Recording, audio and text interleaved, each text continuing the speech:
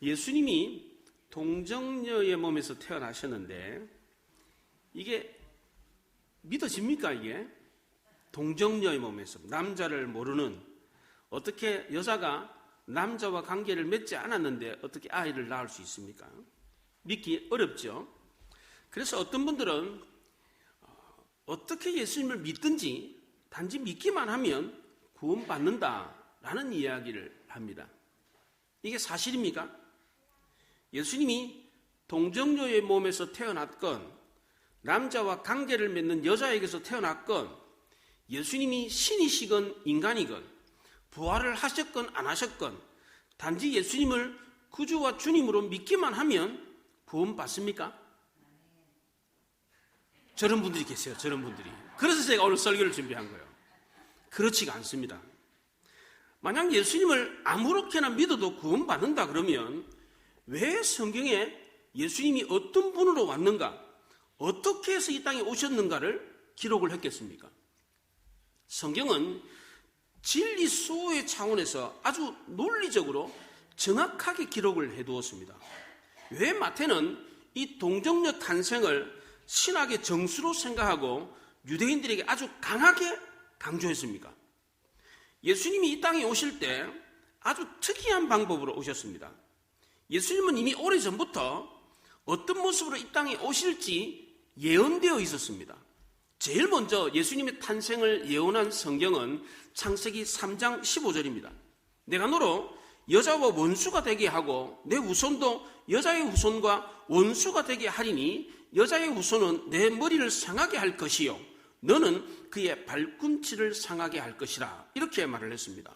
이게 처음으로 예수님이 어떻게 이 땅에 오실지를 말해준 첫 번째 성경입니다. 예수님은 남자의 후손이 아니라 여자의 후손으로 오실 거다라고 했습니다. 우리 옛말에 아버지 날 낳으시고 어머니 날 기르시고 라는 말이 있습니다. 저도 이게 무슨 말인지 잘 이해가 안 됐어요, 이게. 근데 이게 굉장히 과학적인 말입니다. 아버지가 사람의 씨를 낳고 어머니가 그 씨를 뱃속에서 키웁니다. 그러니까 아버지가 날 낳았다는 말이 맞습니다. 어머니가 낳은 게 아니에요. 아버지가 날 낳으셨어요. 그래서 모든 인간은 남자의 후손입니다. 그런데 예수님은 남자 없이 여자의 후손으로 태어났습니다. 이사야 7장 14절에 그러므로 주께서 친히 징조를 너에게 주실 것이라. 보라, 처녀가 잉태하여 아들을 낳을 것이요 그의 이름을 임마누엘이라 하리라 그랬습니다. 처녀가 잉태해서 아들을 낳는다, 이 말은 남자를 모르는 여자가 아이를 낳는다는 뜻입니다. 이게 가능한 것입니까? 불가능하죠. 그래서 오래전부터 무신론자들은 이 동정녀 탄생을 가지고 기독교를 계속해서 공격해 왔습니다. 어쩌면 당연한 것 아닙니까? 어떻게 남자를 모르는 여자가 아이를 낳냐? 그런 엉터리 종교가 어딨냐? 이러면서 기독교를 계속해서 공격해 왔습니다. 그런데 몇 가지 문제가 있습니다. 그거는 당연한 것이지만 몇 가지 문제가 있어요. 첫째는 기독교인들 중에도 동정녀 탄생을 믿지 않는 부류가 있다는 겁니다.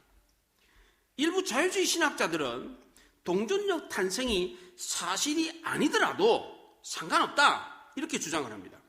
예수님이 동정녀 몸에서 탄생을 했건 안 했건, 예수님이 인간의 몸을 입고 이 땅에 오신 신이건 아니건, 인간이건 신이건 관계없이 예수님이 하나님의 아들이라는 영적인 의미만 전달이 된다면 아무런 상관이 없다, 이런 주장을 합니다. 심지어 예수님의 동정녀 탄생은 예수님의 신성을 강조하기 위해서 만들어낸 신화다, 전설이다, 이렇게 주장하는 사람도 있습니다.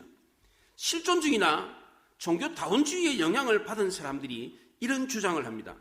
이런 주장들은 작고 사소한 문제가 아닙니다. 왜냐하면 이것이 우리의 구원과 직결되어 있기 때문입니다. 만약 동정녀 탄생이나 성육신이 사실이 아니라면 우리의 구원도 거짓말이 됩니다. 이사야 선지자는 BC 700년경에 보라, 처녀가 잉태하여 아들을 낳을 것이요 그 이름을 임마누엘이라 하리라 그랬습니다. 영어 성경에서 처녀라고 하는 이 단어에 더라고 하는 정관사가 붙어 있습니다.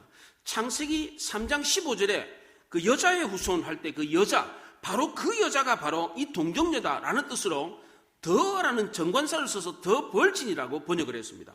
성경에는 이 동정녀 탄생을 일관적으로 기록을 했습니다. 성경이 이렇게 일관되게 동정녀 탄생을 강조한 것은 예수님이 인간의 죄를 구속하기 위해서는 자신이 먼저 죄가 없어야 했기 때문입니다. 그래서 예수님은 죄의 본성을 가지고 태어나는 모든 인간과 다른 방법으로 이 땅에 오셔야만 했습니다. 만약 예수님의 동정녀 탄생을 믿지 못한다면 이것은 곧 하나님의 창조 사역을 믿지 못하는 것과 같습니다.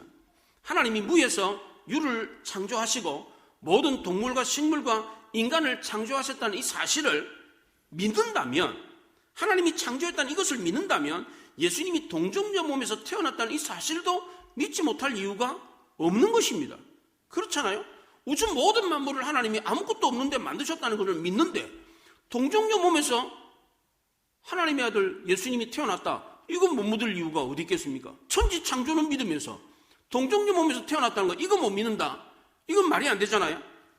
두 번째 문제는 예수님이 동정녀 몸에서 태어났다고 했는데 왜 굳이 그러면 예수님을 다윗의 후손이라 했느냐 하는 겁니다.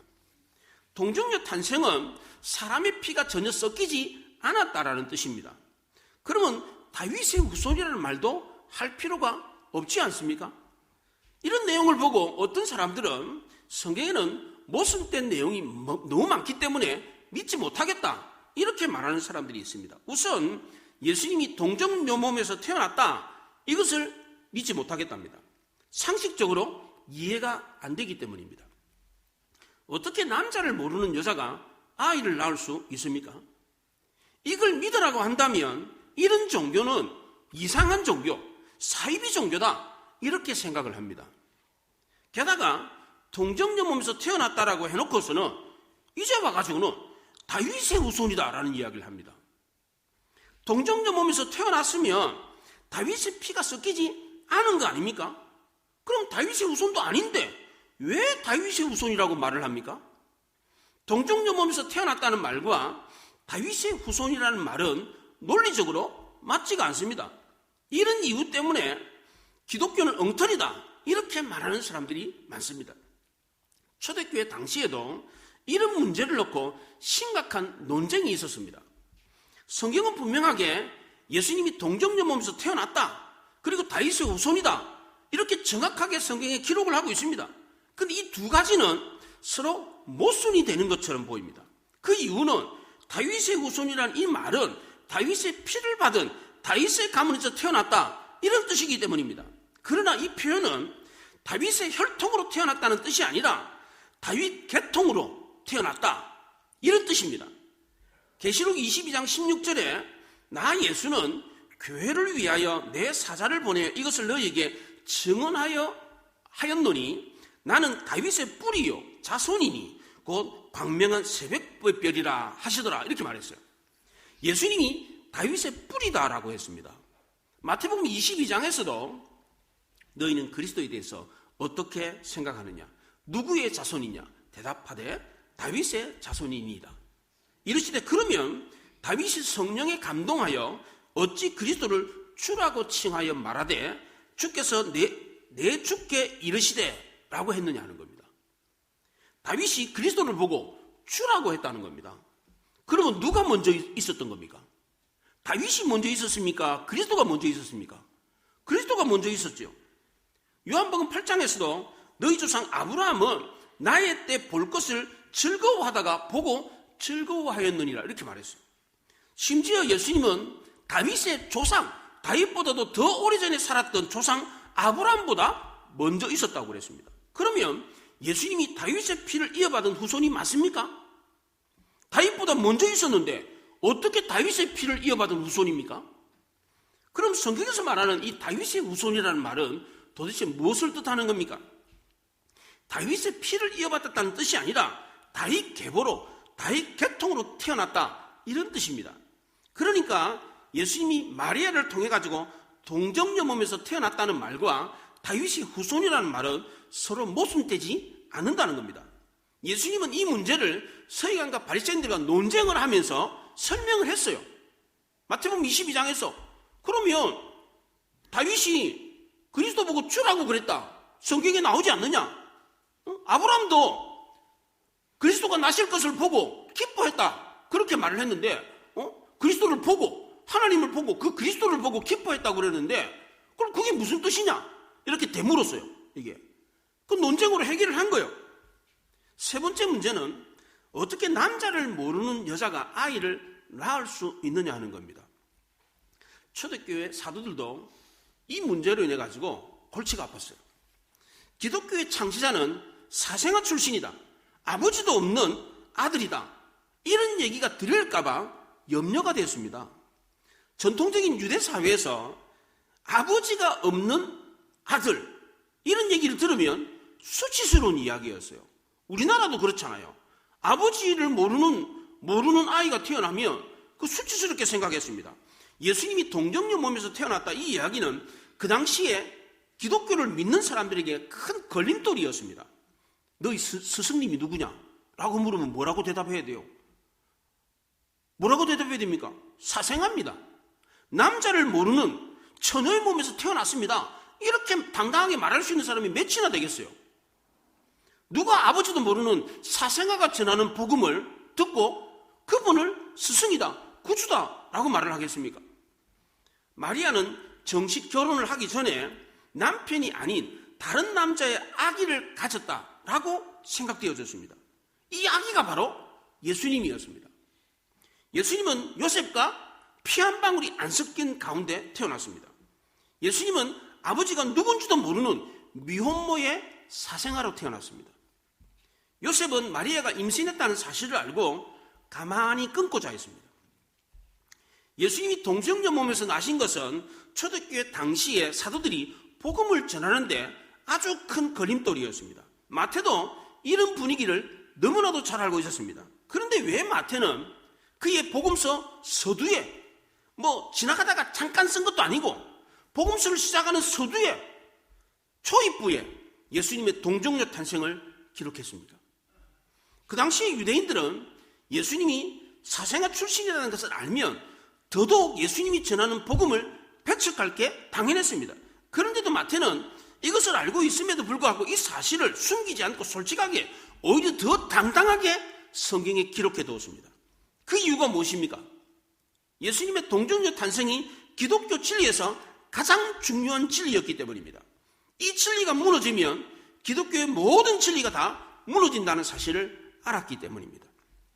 마태는 예수님의 동정녀 탄생을 정면 승부로 기록해 두었습니다.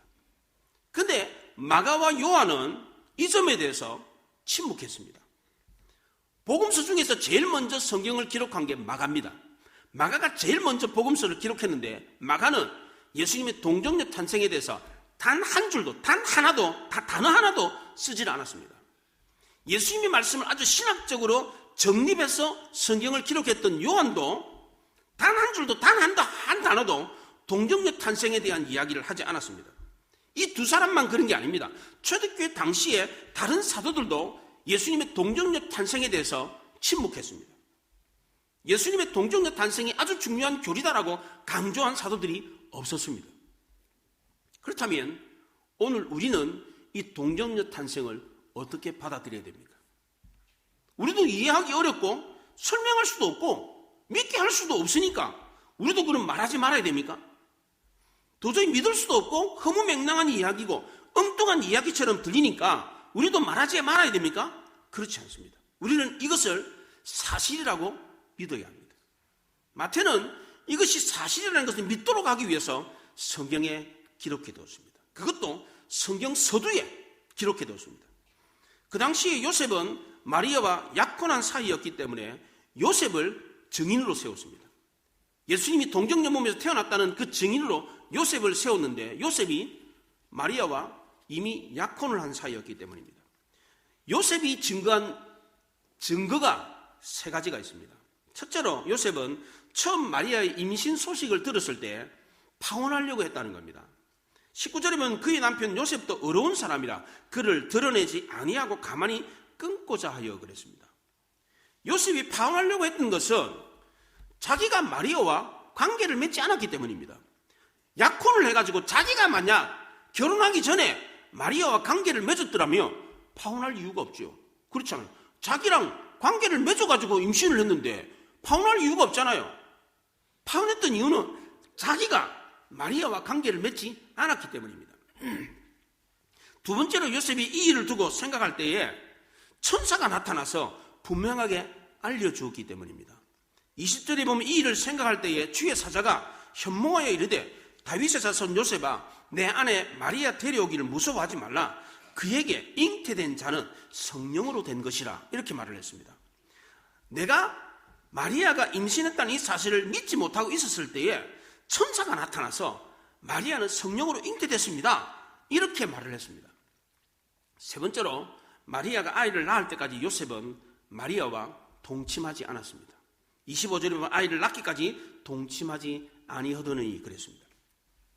지금 이 증언을 하고 있는 요셉은 어려운 사람이었습니다. 없던 일을 꾸며가지고 거짓말하는 사람이 아니었다는 겁니다.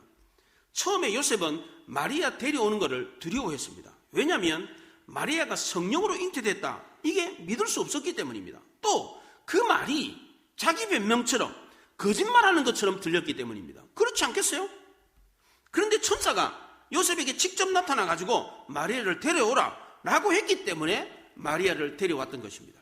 예수님의 동정녀 탄생은 그 당시에 경건하고 어려운 요셉조차도 믿을 수 없는 그런 이야기였습니다. 그런데 왜 하나님은 이렇게 어려운 방법으로 예수님을 이 땅에 보내셨습니까? 그저 평범하게 남자의 아들로 난자와 정자가 만나가지고 우리랑 똑같이 태어나면 안 됩니까? 그렇게 태어나면 쉽게 이해할 수 있고 쉽게 전할 수 있잖아요. 그런데 왜 굳이 동정녀 몸에서 태어나게 했습니까? 첫째는 성경에 예언된 대로 태어나야 했기 때문입니다. 창세기 3장 15절에 여자의 후손으로 오리라 라고 했고, 이사야 7장 14절에서는 처녀가 잉태하여 아들을 낳으리라고 했기 때문에 이와 같은 방법으로 안 오면 그러면 앞에 말한 게 뭐가 되는 거예요? 거짓말이 되는 겁니다, 이게. 그러니까 예수님은 성경에 예언된 대로 오셔야만 했습니다. 두 번째로, 예수님이 우리 인간을 구원하기 위해서는 죄를 가져서는 안 되었기 때문입니다. 최초의 인간 아담과 하와가 범죄했을 때 그 죄가 세상에 스며들었습니다. 이 죄는 아담과 하와를 감염시켰을 뿐만 아니라 그의 후손들까지도, 그리고 아담 이후에 우리 모든 사람들을 감염시켰습니다. 그래서 우리 모든 인간에게는 이 죄 본성이 있습니다. 예수님은 이런 인간의 죄 본성을 유전받지 않도록 하기 위해서 생물학적인 자연 법칙으로 태어나지 않고 초자연적인 방법으로 태어나셔야만 했습니다. 이것이 바로 동정녀 몸에서 탄생하는 것이었습니다. 그런데 문제는 처녀가 어떻게 잉태할 수 있느냐 하는 겁니다. 어떻게 이 사실을 설명할 수 있느냐 하는 겁니다. 이것은 하나님의 초자연적인 개입이 아니고서는 전혀 불가능한 것이었습니다. 그래서 셋째로, 예수님이 동정녀 몸에서 태어나신 이유는 하나님이 직접 개입하셔서 성령으로 잉태하게 하셨기 때문입니다. 이 세상에 태어난 사람들 가운데 성령으로 잉태돼서 태어났다는 사람은 예수님 한 분 이외에는 아무도 없습니다. 내가 예수다 라고 주장하는 교주들이 그동안 많이 있었습니다. 우리나라에만 있은 것이 아니라 다른 나라에도 내가 예수다, 내가 구세주다 이렇게 주장하는 사람들이 많이 있었는데, 그 사람들 중에 내가 성령으로 태어났다, 나는 아버지 없이 어머니도 없이 그냥 성령으로 태어났다, 이렇게 말하는 사람은 지금까지 단 한 사람도 없었습니다. 누가 감히 이런 거짓말을 할 수 있겠습니까? 내가 성령으로 태어났다, 나는 생물학적인 방법으로 태어난 사람이 아니다, 이렇게 말하는 사람은 단 한 사람도 없었습니다. 왜 성경은 창세기 시작부터 아주 특이하게 예수님이 여자의 후손으로 올 것이다 라고 강조했습니까? 왜 예수님은 동정녀 몸에서 태어나야만 했습니까? 마지막 네 번째로, 예수님이 동정녀 몸에서 태어나셔야만 했던 이유는 우리 죄 문제를 해결하려고 했기 때문입니다. 예수님이 태어나실 때부터 죄가 없어야 됐습니다. 그래야 우리를 대신해서 우리 죄를 씻을 수가 있었습니다. 만약 자기도 죄인이라면 어떻게 다른 사람의 죄를 깨끗하게 할 수 있겠습니까? 그래서 예수님은 동정녀 몸에서 성령의 잉태를 통해서 태어날 수밖에 없었던 겁니다. 하나님의 아들 예수님이 이렇게 동정녀 몸에서 태어나셔서 우리 죄를 사하셨다라는 것을 믿어야 제사함 받고 구원받을 수가 있습니다. 만약 예수님이 우리랑 똑같이 죄인된 몸으로 인간으로 이 땅에 태어나셔서 우리 죄를 사했다, 그러면 우리 죄가 사해진 게 아닙니다. 그건 거짓말이 되는 거예요. 사기입니다. 사기. 자기 손도 더러운데 어떻게 남을 깨끗하게 할 수 있겠습니까?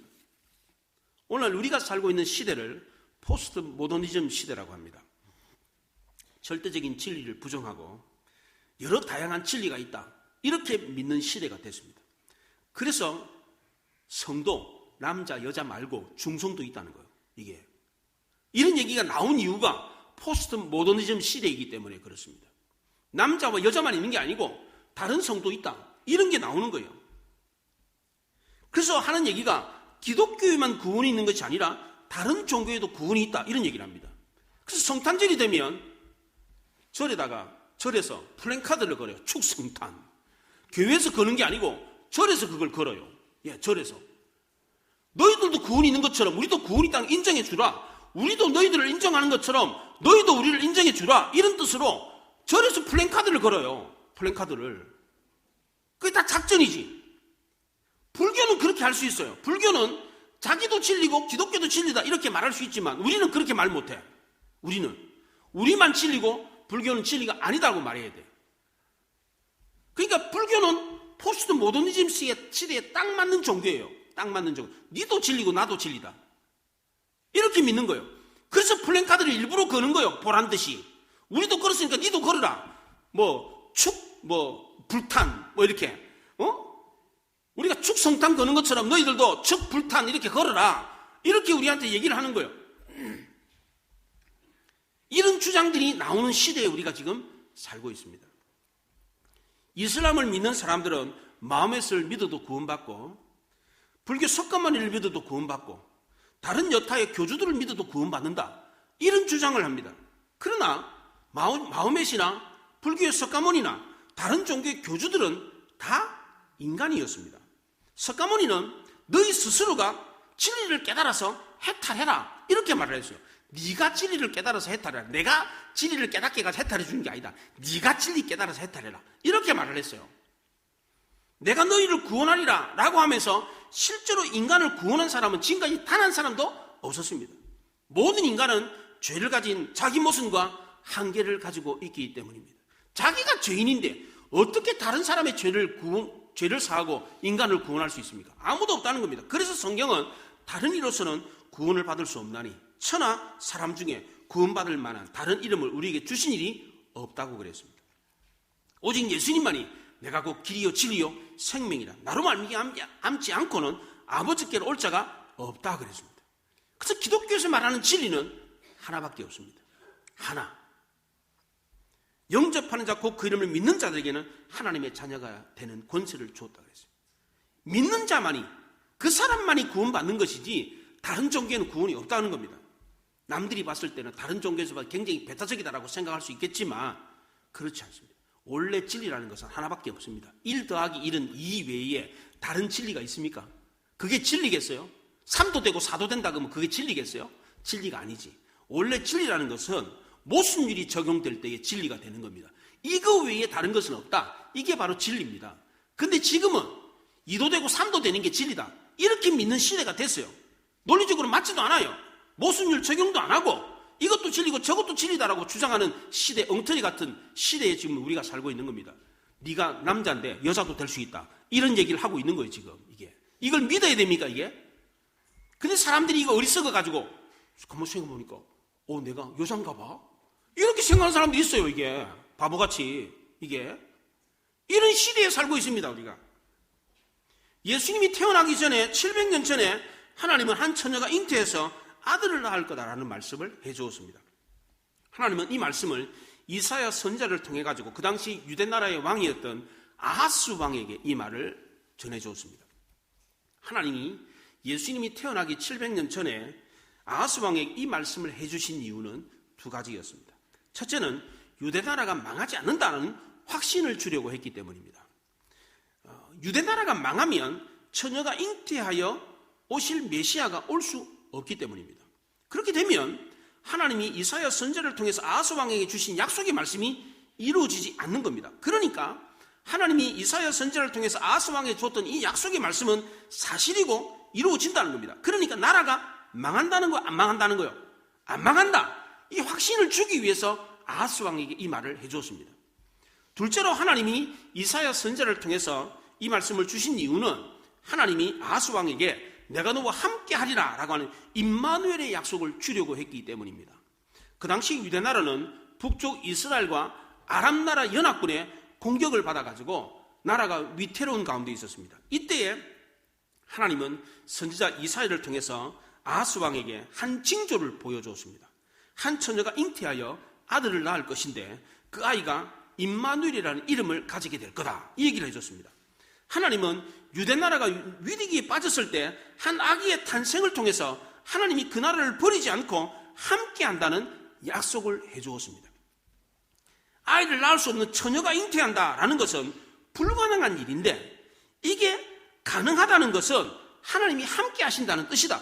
또 위기와 위험 앞에서도 하나님이 우리를 버리지 않고 우리를 도우시고 우리와 함께 하신다는 뜻이라는 겁니다. 이게 마태는 700년 전에 하나님이 이사야 선지자를 통해서 아하스 왕에게 주셨던 이 말씀을 인용하면서 과거에 그렇게 나라를 지키고 함께 하셨던 그 하나님이 지금 우리와 함께 하시며 우리를 지키고 계신다, 우리를 구원하신다, 이 얘기를 지금 하고 있는 것입니다. 그래서 처녀가 낳은 그 아이의 이름을 여호와가 구원하셨다라는 뜻으로 예수라고 불러라, 이렇게 말을 했습니다. 지금도 그 하나님은 우리와 함께 계십니다.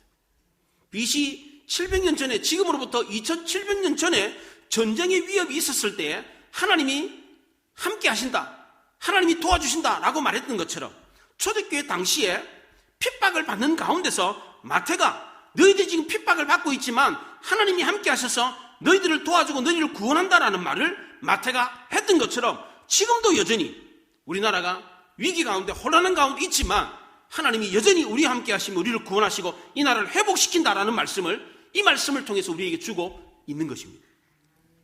그 당시 예수님은 육신의 몸으로 우리와 함께 계셨지만 지금 하나님은 영으로 우리 안에 우리와 함께 계십니다. 우리가 아무리 절망적인 상황에 처해 있다고 할지라도 예수의 이름을 부르기만 하면 우리도 구원함을 받을 수 있습니다.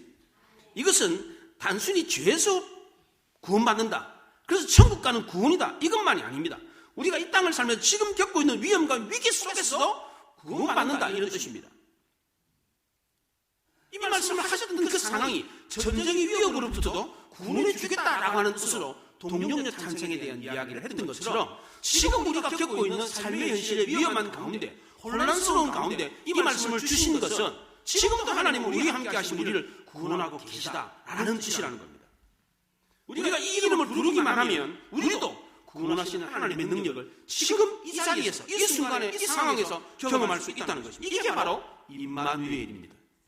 하나님이 우리와 함께 하신다는 이 말씀은 진리이고 영원한 약속입니다. 지금도 하나님은 이 약속을 신실하게 지키고 계십니다.